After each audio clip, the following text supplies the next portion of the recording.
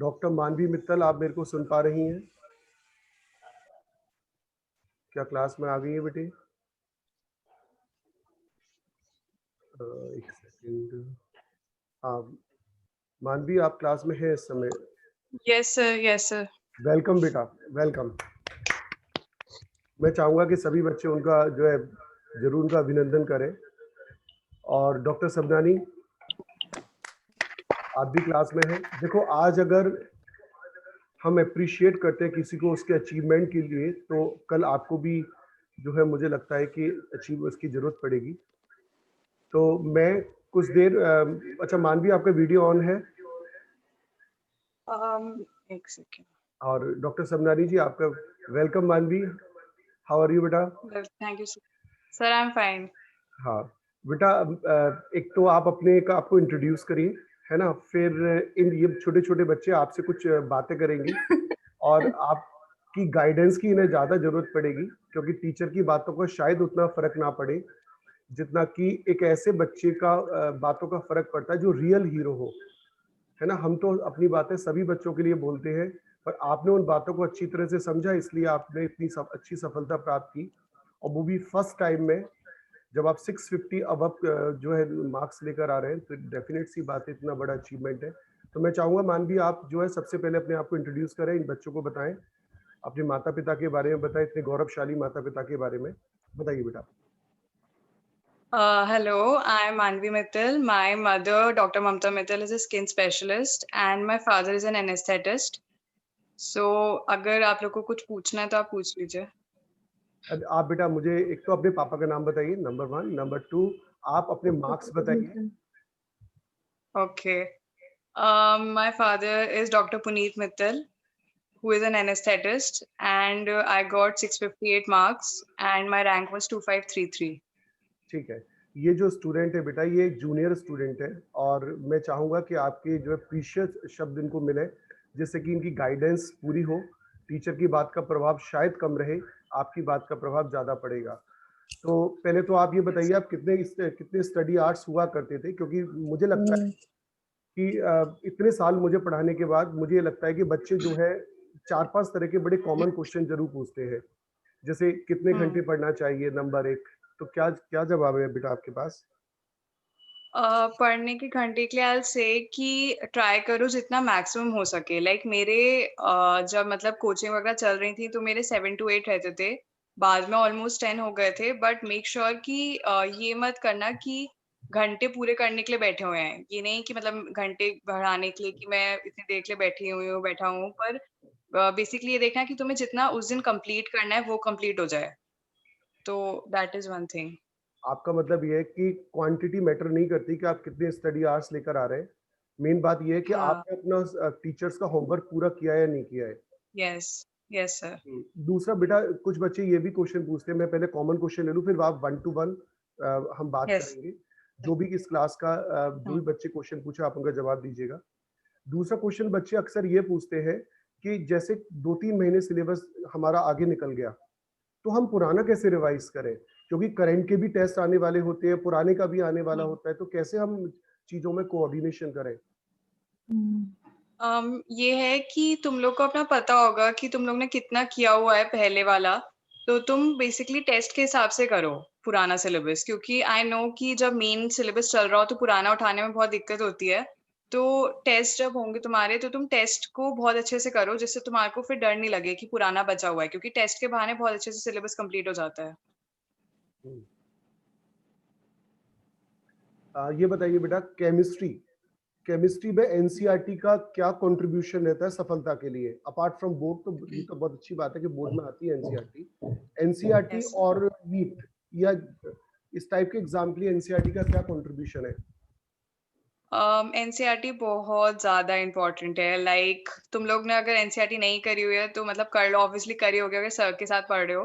तो मतलब एनसीईआरटी बहुत ज़्यादा इम्पोर्टेंट है। स्पेशली जैसे सर ने हमें बोर्ड्स के ऑर्गेनिक की बिल्कुल लर्न करवा दी थी।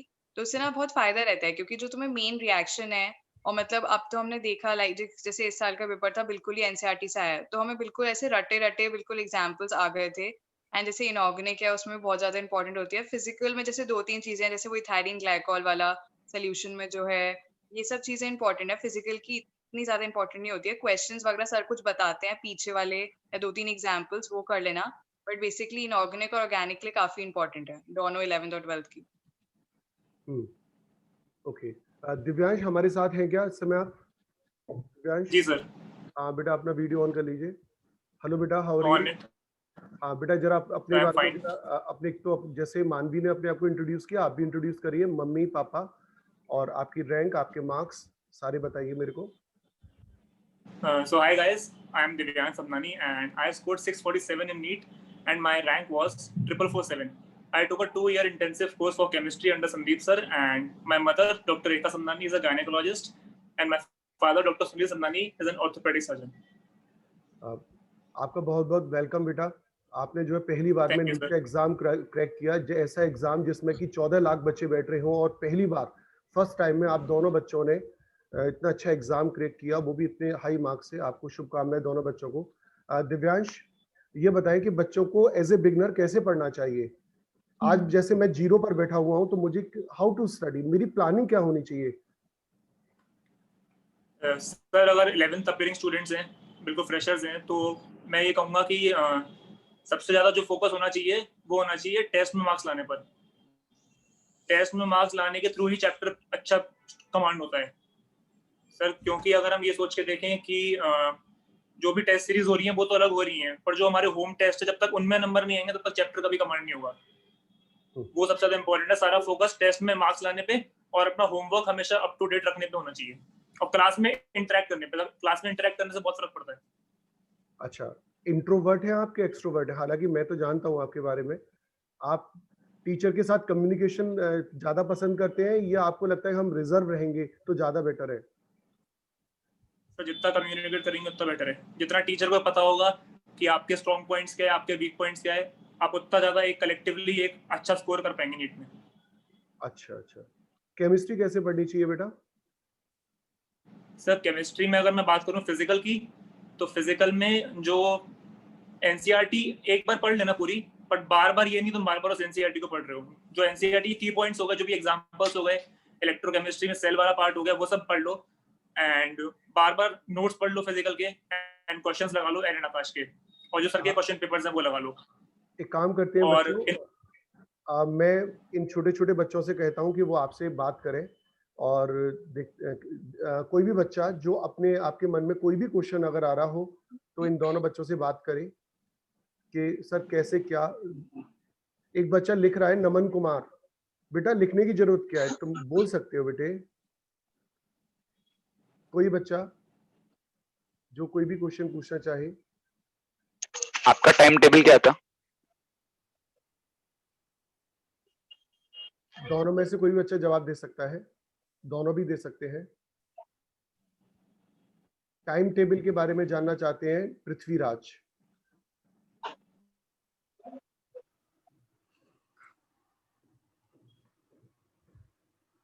So I have a question. हाँ, yes. I have a question for Manvi Mittal. हाँ, Hello, Di. Congratulations. So my question is like you told like you have to study 7 to 8 hours including tuitions, and then you extended it to 10 hours. Doctor Bansal, मैं हाँ। ये चाहूंगा आपसे कि आप अपना video on करें, जिससे कि मेरे पास Yes, sir. ये वाली मेमोरी हमेशा रहे, क्योंकि ये बच्चे देखो Yes, sir. अभी अभी कुछ दिनों के लिए मेरे पास है, आगरा में है, उसके बाद ये बच्चे मेरे को नहीं मिलेंगे बेचारे, अपने अपने डेस्टिनेशन Yes. पे निकल जाएंगे। तो मैं भी चाहूंगा कि ये, मैं हर साल ऐसा करता हूँ, मेरे बच्चों के साथ मेरा इंटरेक्शन हमेशा रहता है। तो हाँ, अब आप अच्छे लग रहे हैं। इतना स्मार्ट चेहरा आपने छुपा क्यों रखा था?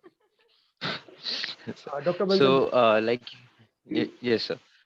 So I have a question like you used to study 7 to 8 hours. So were it including the tuition timings or like excluding it? नहीं, अदर देन ट्यूशंस, पर मतलब आई एम टेलिंग यू कि मतलब घंटों पे इतना ज्यादा फोकस मत करो। अगर जैसे तुमने जो सिलेबस सोचा हुआ है वो तुम्हारा उस दिन में हो जाए, तो मतलब that is more than sufficient. क्योंकि ना घंटे मतलब just don't sit just because कि मेरे को घंटे बढ़ाने हैं कि ओके अब मैं कह सकता हूँ कि मैं 8 घंटे बैठ लिया, ये नहीं करना है।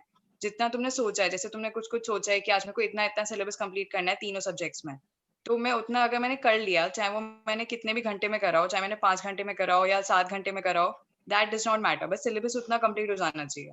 बेसिकली। हम्म, और मतलब 10 आवर्स मेरा एक्चुअली लॉकडाउन में हो गया था जब कोई कहीं जाना नहीं होता था ना तब, क्योंकि आई नो घंटे मतलब ट्यूशन के साथ बहुत मुश्किल होता है वो करना। तो उस पे सिर्फ इस पे ध्यान रखो कि कितना सिलेबस कंप्लीट कर पा रहे हो। हम्म। Okay, thank you. हाँ जी, और बच्चे बताएं क्या क्या आपके दिमाग में क्वेरी आ रही है? छोटे बच्चों के दिमाग में ज्यादा क्वेश्चंस आते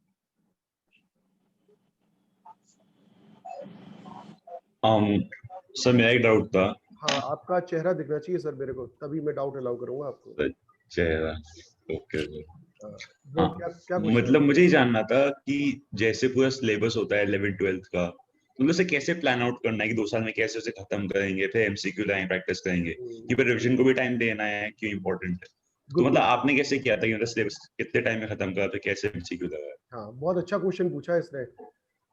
इस मतलब कैसे आप कोऑर्डिनेशन करेंगे 11th में, 12th में, एमसीक्यू में, बोर्ड में, बहुत सारा करने को होता है। यस, आप में से कोई भी बच्चा जवाब देना चाहे इस बात का, और आप लोगों ने कैसे किया?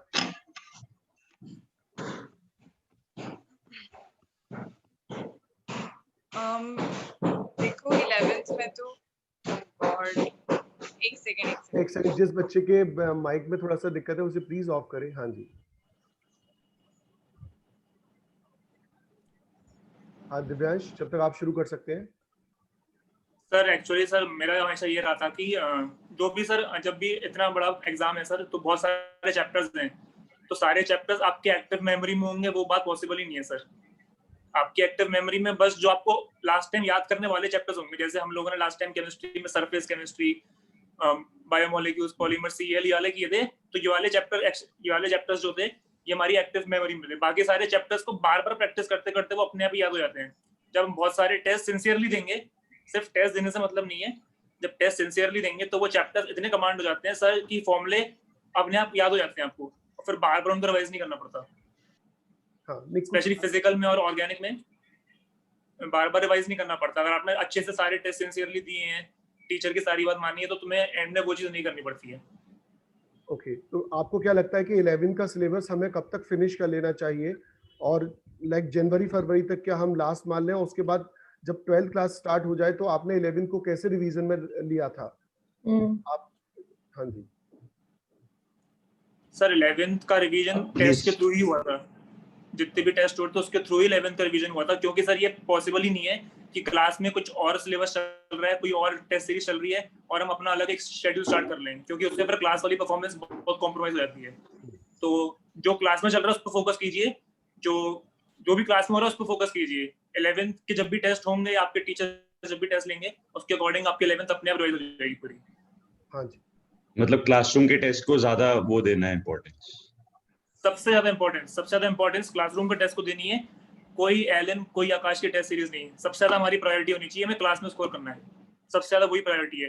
क्योंकि मेरा जो एक्चुअल क्लास में स्कोर रहता था केमिस्ट्री में, मेरा एग्जैक्ट वही स्कोर आया नीट में, तीनों सब्जेक्ट में। अच्छा। और बाकी और भी बच्चे क्वेश्चन पूछे अपने अपने जो आपके तो दिमाग में। आपने अपना पूरा सिलेबस कब तक खत्म कर लिया था वो 12th में लाके, नीट से कितने महीने पहले? एक्चुअली मेरा ये था कि जब मैं 11th में आया था, जब मैंने 11th ज्वाइन की थी, तो मैंने 11th 12th का दोनों का कोर्स एक साल में कंप्लीट किया था, क्योंकि संदीप सर ने मेरे को एडवाइस किया था कि अगर ये कर लेंगे तो 12th में जाके फिर रिवीजन का बहुत टाइम मिल जाएगा और सारे चैप्टर्स स्ट्रांग हो जाएंगे। तो मैंने 11th 12th दोनों एक ही साल में कंप्लीट कर लिया था। बट अगर मैं बात करूं कोर्स कमांड कब तक हुआ था, तो कोर्स मुझे, अगर जैसे मई में पेपर था, तो अराउंड 2 महीने पहले मुझे कोर्स कमांड हो गया था सारा। 2 महीने उसके पहले? बाद ठीक। हाँ, उसके बाद रिवीजन। ओके, ठीक। हाँ जी, और बच्चे भी अपनी बात इनसे बात कर सकते हैं। जिस भी बच्चे के मन में कोई भी क्वेश्चन आ रहा हो, कि और क्वेश्चन तो आ रहे होंगे, क्योंकि जब आपकी 6 महीने की स्टडी हो चुकी है तो बहुत सारी बातें आपके मन में आ रही होंगी। तो आपके मन में जो भी क्वेश्चन आए, बिना किसी हेजिटेशन के आप इन बच्चों से बात कर सकते हैं, क्योंकि ये प्रीशियस एडवाइस हमेशा अवेलेबल नहीं होगी, फिर तो आपको अकेले रास्ते खुद ही चलना है।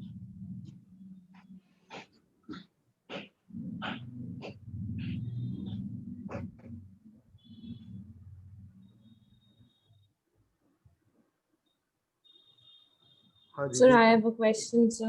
बेटा आपको वीडियो ऑन करना सर होगा। तान्या सर, थोड़ा काम चल रहा है घर में कंस्ट्रक्शन का, इसलिए नहीं ओपन कर रहा ओके है। ठीक है, चल कोई बात नहीं। सर बोर्ड्स के लिए सर प्रिपरेशन कितने टाइम पहले करनी चाहिए भैया?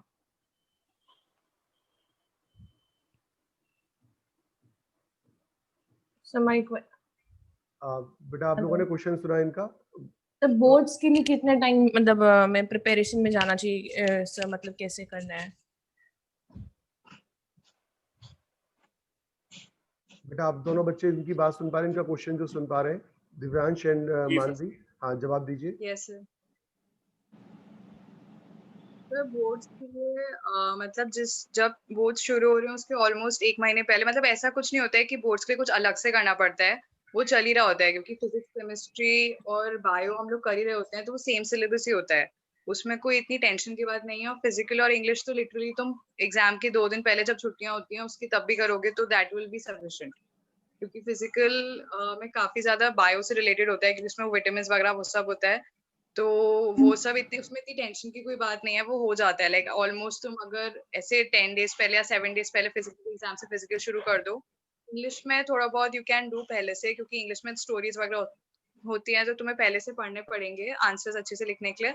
तो बेसिकली वो ले लेना प्रीवियस ईयर्स, उससे काफी हेल्प हो जाती है। मतलब प्रीवियस ईयर से सब हो जाता है, उसमें सब कुछ जिस तरीके के क्वेश्चंस होते हैं नॉर्मली वैसे ही आते हैं, उसमें कुछ नया नहीं आता है बोर्ड्स में।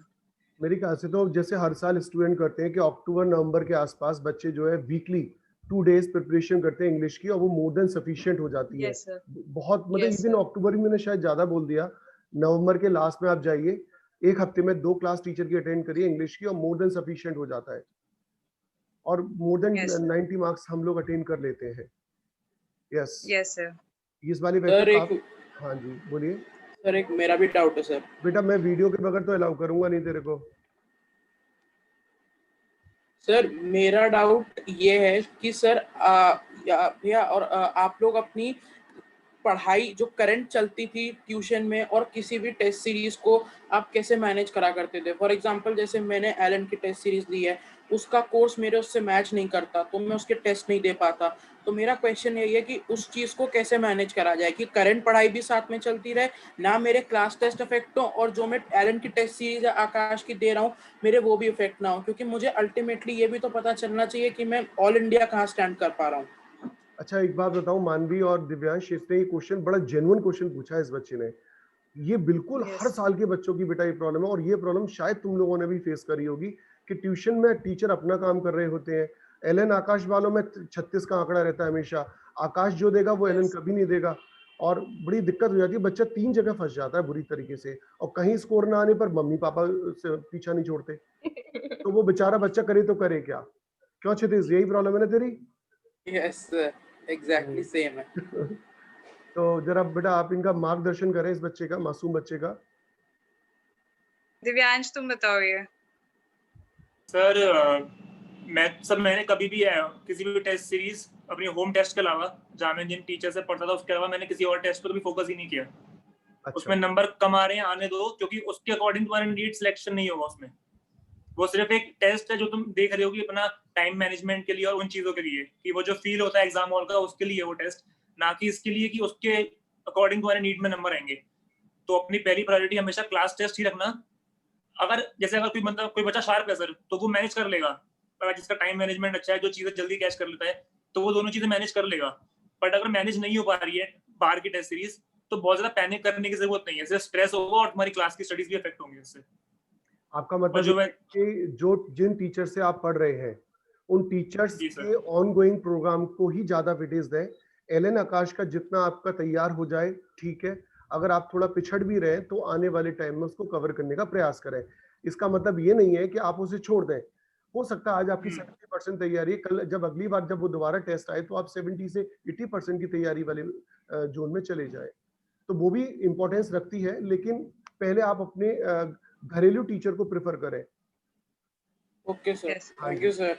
और बताएं भाई क्या क्या और आपके बच्चों के दिमाग में क्वेश्चंस आ रहे हैं बेटे?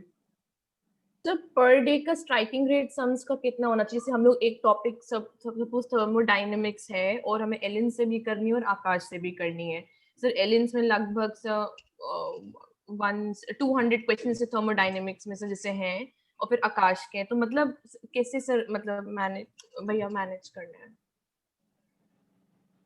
तो एक दिन में मतलब स्ट्राइकिंग रेट कितना होना चाहिए आपका, कैसे मैनेज करना है सम्स का? इनका ये कहना है कि जैसे एलन का पैकेज लें, आकाश का पैकेज लें या कुछ और भी हम बुक उठाते हैं, तो एक चैप्टर में जरूरी थर्मो हो, कोई भी चैप्टर हो, उसमें नंबर ऑफ क्वेश्चंस 200 हो गए, किसी और बुक से आपने पकड़ा फिर 150 200 क्वेश्चन हो गए, तो एक चैप्टर में 300 400 क्वेश्चन हो गए। तो अगर ये उसको करने बैठ जाते हैं तो फिर बाकी सब्जेक्ट भी अफेक्ट होते हैं। तो हम फिर कैसे मैनेज करें कि मतलब हम मोस्ट एफिशिएंट कैसे बने, ज्यादा से ज्यादा हमारी एफिशिएंसी कैसे बढ़े?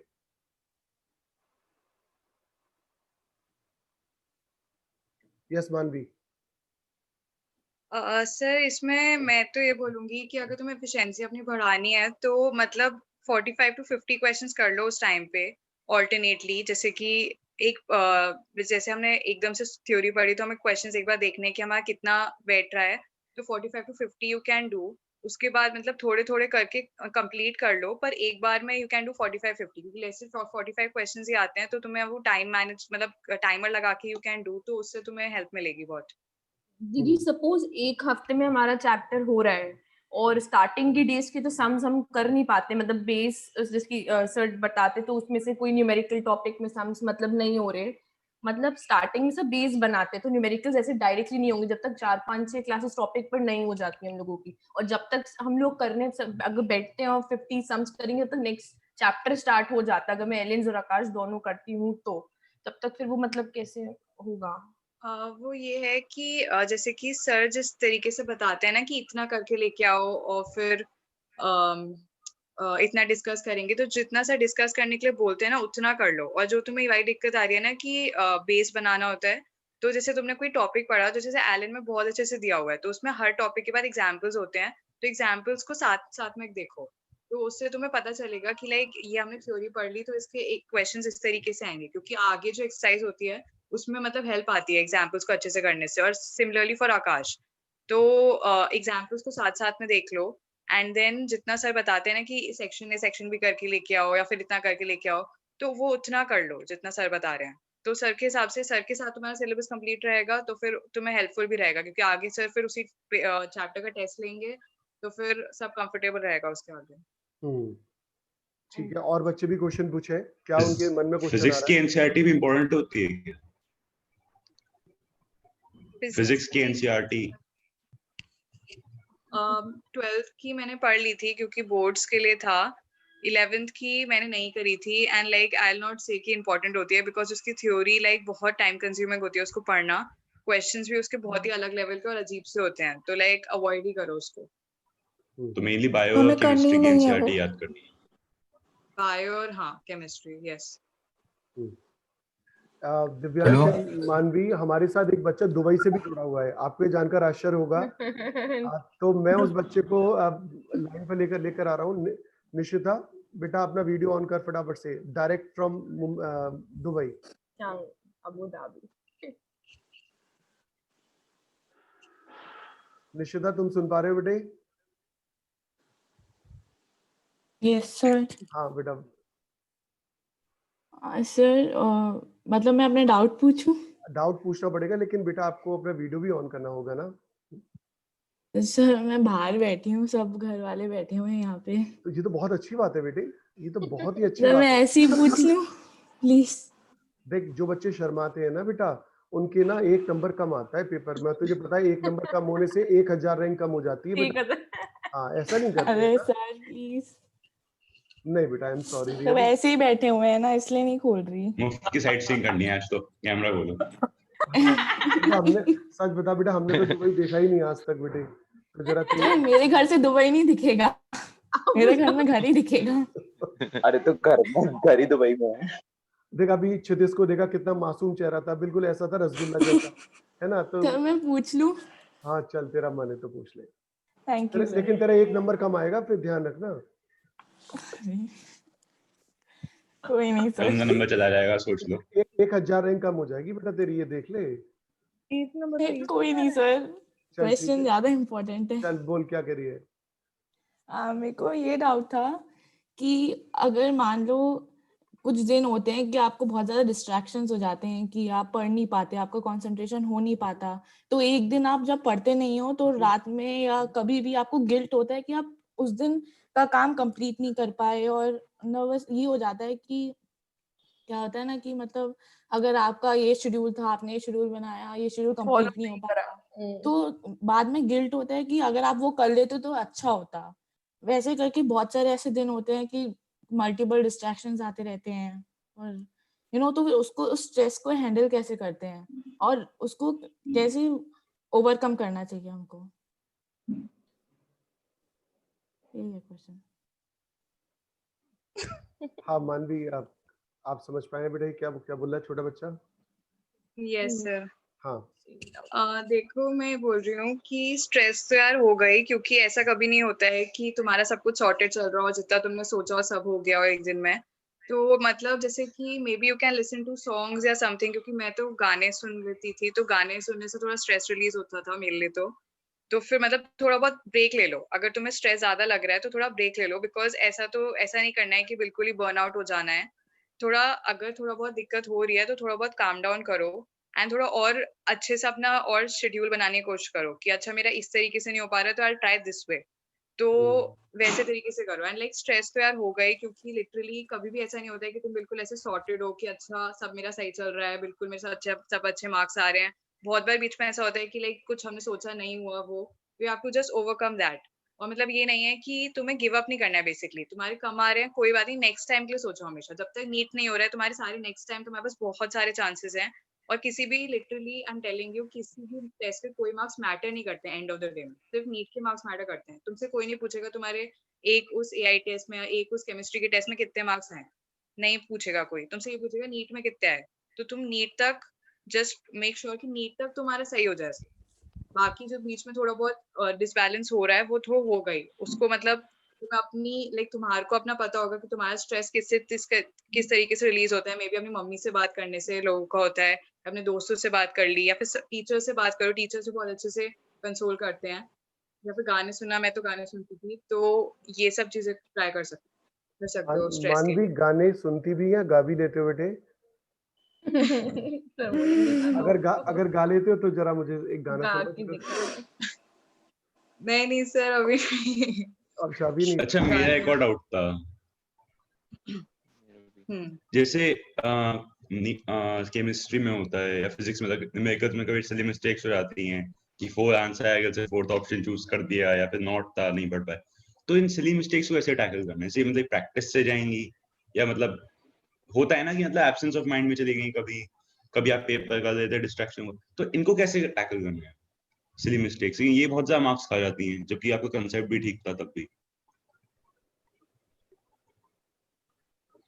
दिव्यांश तुम बताओ, तुम्हारी नहीं होती थी ज्यादा? दिव्यांश है कहाँ इस समय? हाँ जी सर। अभिषेक मेरे पास इसकी एक दवाई भी है, तू कहेगा तो मैं दवाई बता सकता हूँ सिली मिस्टेक की। क्या है सर? दवाई है कि मैंने अपनी कोचिंग में एक वो होता है ना हिंदी में घंटा होता है ऐसे, वो लटका रखा है। जो भी सिली मिस्टेक करता है मैं उसका सर उस पर मार देता हूँ, तो वो अगली बार सिली शब्द नहीं कहता। सर अगले टेस्ट तक नहीं बचेंगे। सर खोपड़ा ही बचाना है मुझे अपना। हाँ दिव्यांश क्या कह रहा है बता। ये बच्चा एक्चुअली में ये बात जो बोल रहा है बिल्कुल प्रैक्टिकल बात बोल रहा है। अक्सर बच्चे कहते रहे यार ये भी नहीं आया, असली मिस्टेक हो गई, सब कुछ आते आते भी मैंने कैलकुलेशन में ये नहीं करा वो नहीं करा, ये वाली बात आती है। सर सिली मिस्टेक्स दो तरह की होती हैं सर। एक सिली मिस्टेक्स हो गई कि तुम्हारे टेस्ट में 2 क्वेश्चन गलत हो गए, 3 क्वेश्चन गलत हो गए। और सर एक सिली मिस्टेक हो गई तुम्हारे 6 क्वेश्चन गलत हो रहे हैं, 7 क्वेश्चन गलत हो रहे हैं। सर अगर 6-7 क्वेश्चन गलत हो रहे हैं तो वो सिली मिस्टेक नहीं है, वो लैक ऑफ प्रिपरेशन है मेरे हिसाब से। वो 6-7 क्वेश्चन गलत होना सिली मिस्टेक्स नहीं होती। सिली मिस्टेक 2 या 3 ही होती हैं। और सर सिली मिस्टेक्स तब होती हैं अगर जैसे हमने क्वेश्चंस अटेम्प्ट करना स्टार्ट करे टेस्ट में, हमने 10 क्वेश्चंस किए, 10 में से हमें 3rd नहीं बना, 4th नहीं बना, तो अगर हम 11th क्वेश्चन पे 3rd और 4th के बारे में सोच रहे हैं तो सिली मिस्टेक होंगी 11th में। तो जिस क्वेश्चन पे उसको अपने 100% दो, उसके बाद क्या आएगा उसके पहले क्या आएगा वो डिपेंड नहीं करता। जो क्वेश्चन अभी तुम अटेम्प्ट कर रहे हो, तुम्हारा एम ही होना चाहिए कि मेरे को इस क्वेश्चन को सही सॉल्व करना है। मतलब पर क्वेश्चन 100% प्रेजेंस होनी चाहिए दिमाग की। हाँ जो पीछे छूट गया उस पे ध्यान नहीं होना चाहिए, जो छूट गया वो तो छूट ही गया एक बार। ठीक है, उसे बाद में देख ले, रिव्यू कर ले बाद में। ठीक है। यस अच्छा मैं यस तो मेरे को भी एक टेस्ट डाउट की है गलतियां मेरे को डाउट था। नहीं, हाँ बताएं। हाँ, भैया दीदी तो मेरा जैसे आपसे टेस्ट क्वेश्चन में है कि आपको दोनों को क्या लगता है आपकी क्या गलती थी जिससे आपका 720 आउट ऑफ 720 मार्क्स नहीं रुको आए? रुको रुको रुको, नमन कुमार का माइक अचानक सही हो गया है। नमन कुमार तो का मैंने अभी आज ही डेस्कटॉप बोल ऊपर गया रखा है पूरा, एक वो तार छोटा पड़ता है ना इसलिए मैं पूछ नहीं पाता हूँ। अच्छा कोई बात नहीं बेटा, मैं आपके लिए नया तार मंगा दूंगा, आप परेशान ना हो। नहीं, आगरा में अवेलेबल नहीं है ना।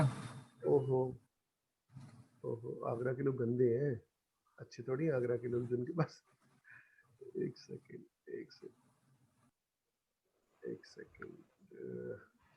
हाँ, चलिए आप बताइए मेरे को क्या क्या कहना चाहते थे आप लोग। दिव्यांश शायद मेरे ख्याल से बाहर चले गए शायद। हाँ, ज्वाइन कर देता हूँ मैं।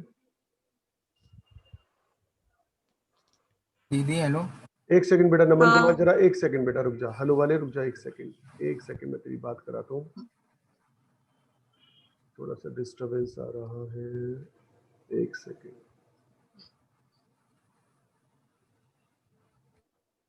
हाँ चलो अब पूछो। हाँ जी, अच्छा इस वाली मीटिंग को हमारी फिनिश होने में सभी बच्चे ध्यान से सुने, केवल 3 मिनट रह गए हैं। 3 मिनट का वक्त है, तो मैं इन बच्चों को जाने दूंगा। 3 मिनट के बाद आपको इन 3 मिनट में इन बच्चों से जो जो क्वेश्चन पूछना हो किसी भी बच्चे को पूछ ले। तो मेरे को भी एक डाउट है। हाँ, अगर क्लास टेस्ट में गलतियां हो रही है जैसे AIATS में उस सब में, तो उन सबका अकाउंट कैसे करते हैं? जैसे मेरी गलती हो गई कि टेस्ट में मेरे मोल कंसेप्ट में ऐसी गलतियां चल रही थी, या मेरी इनऑर्गेनिक केमिस्ट्री थी तो उसमें ये चीजें याद नहीं हो पा रही थी। अब मैंने क्रैक कर लिया। अब जैसे नीट आ रहा है तो हजारों गलतियां होंगी इस तरह, तो मतलब नीट में आता है तो 100 तरह के टेस्ट होंगे, इतने सारे टेस्ट दूंगा मैं, तो उन सबको कैसे मतलब मेरे रख के चलना है दिमाग में, मतलब एंड टाइम पे नीट हो तो इन सबको एक बार रिवाइज कर पाऊँ कि इस तरह गलती हुई थी, इस तरह गलती हुई थी, तो ये नीट में ना हो पाए कि मेन चीज तो नीट ही है फिर एंड में। तो उन सबको कैसे मतलब नीट अकाउंट से रख के पहले चलना? जस्ट आपने क्या किया, जस्ट पहले किस तरह रिविजन करना है? हाँ बेसिकली वही। जस्ट पहले देखो वो वाले जो तुमने क्वेश्चन पूछा है कि बहुत सारी गलतियां हो रही हैं बहुत सारे टेस्ट में, तो उनको कैसे देखना है, उसमें बेसिकली ये है कि जब हुआ टेस्ट तभी देख लो और उसको तभी याद रखो। तुम्हें you can not do like this कि तुम एक दिन पहले लेके बैठे हो सब चीजें और देख रहे हो, you can not do this. Already बहुत ज्यादा टेंशन होती है, बहुत ज्यादा, और तुम्हें अगर ये होगा दिमाग में कि ओ गॉड मेरे को ये सब चीजें देखनी है, तो तुम्हारा उधर जाके पैनिक हो जाएगा बहुत ज्यादा। तो हमें ये सब नहीं करना है, हमें एक दिन पहले थोड़ा सॉर्टेड रखना है अपने दिमाग को। हमें ये बिलीव कराना है अपने आप को कि हमें सब आता है, एंड पहले से देखनी है सारी मिस्टेक्स। जो मतलब पहले जैसे कुछ मिस्टेक्स होती हैं, जैसे फिजिक्स के कुछ क्वेश्चन होते हैं जो काफी डिफिकल्ट होते हैं, तो तुम उसको 2 दिन पहले तक देख लो, बट एक दिन पहले नहीं देखना है। जैसे बायो तो इजी है, बायो को याद कर लो, या फिर हमें पता चल जाता है। मोस्टली सिली मिस्टेक होती है बायो में कि उस टाइम पे ध्यान नहीं दिया, हमें आता था, कैंसिलेशन से हो सकता था, ऐसी चीजें। ठीक है, तो हमने बायो में पहले से देख लिया। केमिस्ट्री में क्या होता है, जैसे इनऑर्गेनिक की चीज है तो वो याद करनी पड़ेगी। ऑर्गेनिक के कॉन्सेप्ट्स होते हैं बेसिकली, अगर तुम्हारा ऑर्गेनिक का क्वेश्चन गलत हो रहा है इसका मतलब तुम्हें कॉन्सेप्ट में देखना है क्या दिक्कत है। और फिजिकल की अगर बात करें तो फिजिकल के भी कुछ क्वेश्चंस अगर तुम बहुत बार प्रैक्टिस कर लो तो वो आ जाते हैं फिर, और कुछ क्वेश्चन जो नहीं आ रहे हैं उनको बस तुम ऐसे 2 दिन पहले के लिए रख सकते हो। और फिजिक्स में भी सिमिलरली, ये नहीं है कि सारे न्यूमेरिकल्स लेके बैठे हुए हैं कि यहाँ से मतलब 11th स्टैंडर्ड से 12th तक जितने मैंने टेस्ट दिए हैं सबकी गलतियां मैं एक दिन पहले देखूंगा, नहीं बिल्कुल नहीं। जो गलतियां हैं उसी टाइम देखो, और उसके बाद जो बहुत ज्यादा कुछ ऐसे क्वेश्चंस होते हैं कि हम बहुत बार प्रैक्टिस कर रहे हैं तभी हम बार बार भूल रहे हैं उनको, और वो भी मैं बहुत कम क्वेश्चंस की बात कर रही हूँ यहाँ पे, जैसे 30 मैक्सिमम, इससे ज्यादा नहीं होने चाहिए तुम्हें एक दिन पहले। एक दिन पहले तो आई नॉट सजेस्ट कि तुम क्वेश्चंस देखो, क्योंकि मैंने तो नहीं देखे थे। बायो पे ज्यादा ध्यान देना एक दिन पहले, बायो रिवाइज और करने आप पे, क्या मतलब बायो टाइम की जो प्रेफर करते हो, जैसे स्टडी टाइम लाइक मॉर्निंग का या इवनिंग का, या आप लोगों ने कैसे किया, कौन सा टाइम चूज किया? मैं तो यार सुबह करती थी, क्योंकि मेरे से रात में नहीं होती थी। मतलब मैंने जैसे देखा है कि मेरे को पता है दिव्यांश का वो रात में पढ़ता था, रात की ड्यूरेशन में, पर मैं तो सुबह उठ के पढ़ती थी, सुबह जल्दी उठ के, क्योंकि मेरे को मैं रात में थोड़ा नहीं सा होती। इंटरवीन करूंगा, क्योंकि जिस बच्चों के क्वेश्चन खत्म नहीं हो रहे हैं, तो आप दोनों बच्चों से मैं जरूर रिक्वेस्ट करूंगा कि अभी हमें 5-7 मिनट आप और दोनों कुछ वक्त दें। तो अभी चूंकि ये वाली जूम मीटिंग 40 मिनट वाली